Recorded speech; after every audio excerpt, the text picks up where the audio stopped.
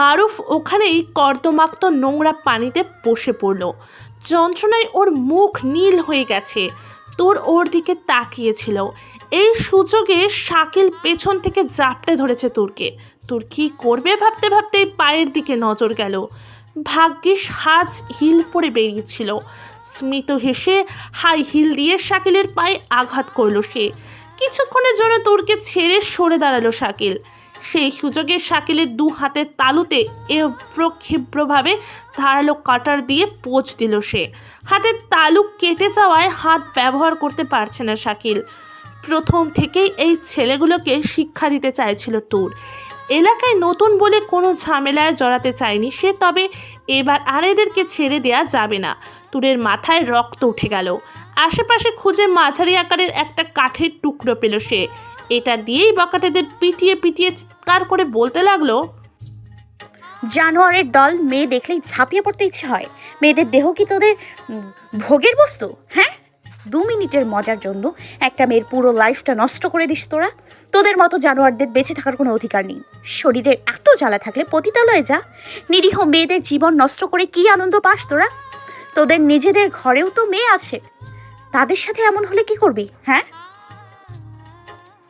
সায়ন কাজ শেষ করে বাড়ি ফিরছিল। তখনই রাস্তায় একটা দৃশ্য দেখে গাড়ি ব্রেক কষল সে। নিজের চোখকেই যেন বিশ্বাস করতে পারছে না। বৃষ্টির মধ্যে একটা মেয়ে পাগলের মতো কয়েকটা ছেলেকে পেটাচ্ছে। এ যেন এক বিরল দৃশ্য। সায়ন ছাতা খুলে তাড়াতাড়ি গাড়ি থেকে বেরিয়ে এলো। দৌড়ে এগিয়ে এসে তোরকে দেখেই থমকে দাঁড়ালো। মেয়েটাকে কোথায় যেন দেখেছে সে, কিন্তু আপাতত মনে পড়ছে না কোথায় দেখেছে মেয়েটাকে। মেয়েটার বলা কথাগুলো মনোযোগ দিয়ে শোনার চেষ্টা করলো সায়ন। মেয়েটা চিকন গলায় চিৎকার করে বলছে, মেয়ে দেখলেই নিজেদের কন্ট্রোল করতে পারিস না, তাই না? যে মেশিন তোরা নিয়ন্ত্রণ করতে পারিস না, সেই মেশিন রাখার কি দরকার? সায়ন কিছুক্ষণ নীরব দর্শকের মতো পুরো ব্যাপারটা দেখলো।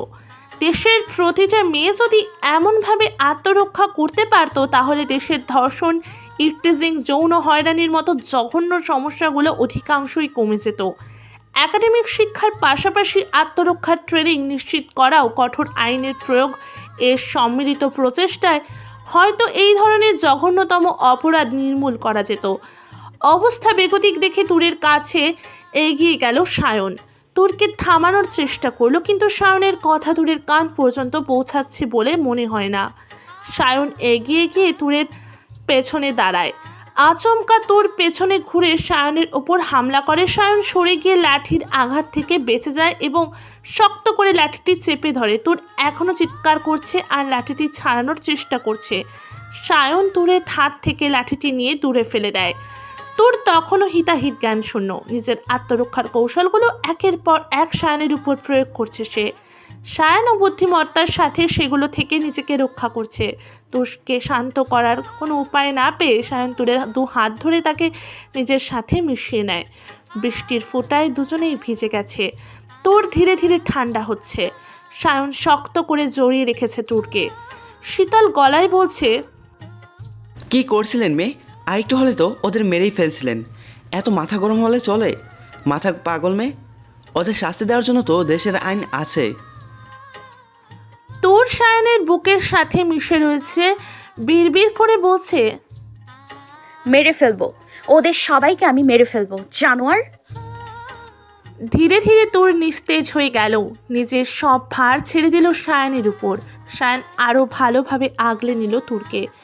রোড সাইডের আলোতে তুরের আদুরি মুখখানায় দৃষ্টিপাত করল সে। এমন নিষ্পাপ চেহারার একটা মেয়ে যে প্রয়োজনে এতটা ভয়ঙ্কর হতে পারে, সেটা নিজের চোখে না দেখলে বিশ্বাস করতে পারতো না সে। মেয়েটাকে গোলগাল মুখটা লাল টকটকে বর্ণ ধারণ করেছে, ঠিক যেন বৃষ্টি স্নাত তাজা রক্ত জবা। শহরের ব্যস্ততম রাস্তায় পাওয়া গেছে নৃশংসভাবে খুন হওয়া লাশ। পূর্ণাঙ্গ অবস্থা লাশটাকে কেউ ওভারব্রিজে ঝুলিয়ে দিয়ে গেছে। লাশটা একজন পুরুষের। লাশের বুকের চামড়া আর মাংস তুলে নেওয়া হয়েছে খুবই নৃশংসভাবে। গোপন অঙ্গ কেটে মুখে ঢুকিয়ে দিয়ে মুখটা সেলাই করে দিয়েছেন। অদ্ভুত ব্যাপার হলো, লাশের সারা শরীরে নৃশংসভাবে অত্যাচারের চিহ্ন থাকলেও মুখে একটাও আশ্রয়ের ডাকও নেই, যেন খুনি ইচ্ছা করেই মুখটা অক্ষত রেখেছে। কিন্তু কেন? সাধারণত এসব মার্ডার কেসে খুনি ভিকটিমের চেহারা নষ্ট করে ফেলে। দেশের সব নিউজ চ্যানেলে এখন এই খবরটাই প্রচারিত হচ্ছে। বেহান টেলিভিশন থেকে চোখ সরিয়ে কথা বলায় মনোযোগ দিল। তোর কি মনে হয় সায়ন, খুনি কেন লাশের চেহারা নষ্ট না করে অক্ষত রেখেছে? সায়ন ডিম ভেঙে প্যানে দিয়ে দিল। কিচেন টিস্যুতে হাত মুছতে মুছতে বলল, স্বাভাবিক ব্যাপার। লাশের মুখ অক্ষত, কারণ খুনি চাইছিল সবাই যেন লাশটার পরিচয় জানতে পারে। সায়ন এমনভাবে বলল যেন সে নিজেই খুনটা করেছে। বিহানের কৌতুক করে বলল, এটা তোর কাজ নয় তো সায়ন? ধুর শালা, তুই তো আমাকে খুনি বানিয়ে দিচ্ছিস। বেহান দাঁত কেলিয়ে হাসল, মজা করে বলল, তুই তো খুনি, দেশের নাম্বার 1 সিরিয়াল কিলার। তোকে আবার নতুন করে খুনি বানাতে হবে নাকি? আচ্ছা শোন, বস দেখা করতে বলেছে, রাতে চলে আসিস, হয়তো নতুন কোনো খুনের সুপারি পেয়ে যাবি। তুই লোকেশন আর টাইম ম্যানেজ করে দে, আমি ঠিক সময় পৌঁছে যাব। শহরের সবচেয়ে বিলাসবহুল বারের একটা গোপন চেম্বারে বসে আছে সায়ান আর বেহান। রুমে হালকা লাল আলোর ডিম লাইট জ্বলছে। সায়ান সহ উপস্থিত সবার পোশাক একই রকম, কালো কোট, কালো মাস্ক। এদেরকে কেউ কাউকে চেনে না, চেহারাও হয়তো দেখেনি কোনোদিন। সায়ান হাত ঘড়িতে সময় দেখল রাত 2:57। মুখ দিয়ে বিরক্তিসূচক শব্দ বের করল সে।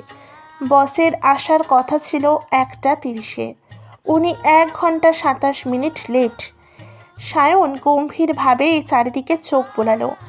আবছা আলো, আবছা অন্ধকারে রুমটাকে রহস্যময় করে তুলেছে সবার হাতে দামি ব্র্যান্ডেড ড্রিঙ্কস। নিজের হাতে থাকা ড্রিঙ্কসে চুমুক দিল সে। আর 3 মিনিট অপেক্ষা কর, তখন যদি বস না আসে তাহলে আমি চলে যাব বেহান।